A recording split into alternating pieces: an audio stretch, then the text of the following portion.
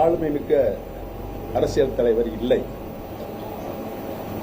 2017 ஆக்கிய நகர் இடைத்தேர்தலிலிருந்து நடந்து முடிந்த 2024 நாடாளுமன்ற தேர்தல் வரை 10 தேர்தல்களில் அவர் தோல்வியை தழுவியிருக்கிறார்.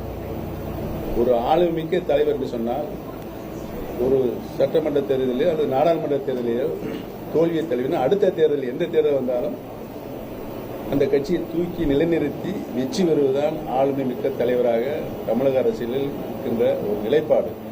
அது எடப்பாடி பழனிசாமி இல்லை என்பதை நிறுவனம். ஆகவே அவர் ஆளுமை மிக்க தலைவராக இல்லை என்ற காரணத்தினால் தொடர்ந்து தோல்வியை 10 தேர்தல்களில் நாடாளுமன்ற தேர்தல், சட்டமன்ற தேர்தல், இடைத்தேர்தல்கள் இப்படி அனைத்து தேர்தலும் பழனிசாமி படுதோல்வி பழனிசாமியால்தான் அரசியலில் நிலை கொண்டிருக்கிறார் என்று தெரிவித்துக் கொள்கிறேன். தளபதி உத்தரவிட்டால் போட்டியிடுவேன். அதிமுக பொதுச் செயலாளர் எடப்பாடி பழனிசாமி இன்னைக்கு நடந்த செய்தியாளர் சந்திப்பில் 210 தொகுதிகளில் வெல்லும் அதிமுக மீண்டும் ஆட்சி அமைக்கும். நான் ஏற்கனவே சொன்னேன். 2017 நடந்த ஆர்கே நகர் சட்டமன்ற இடைத்தேர்தலில் இருந்து இதுவரை அவர் எந்த தேர்தலாக வெற்றி பெற்றிருக்கிறாரா? ஆக ஆளுமை திறன் கொண்ட தலைவராக எடப்பாடி பழனிசாமி இல்லை.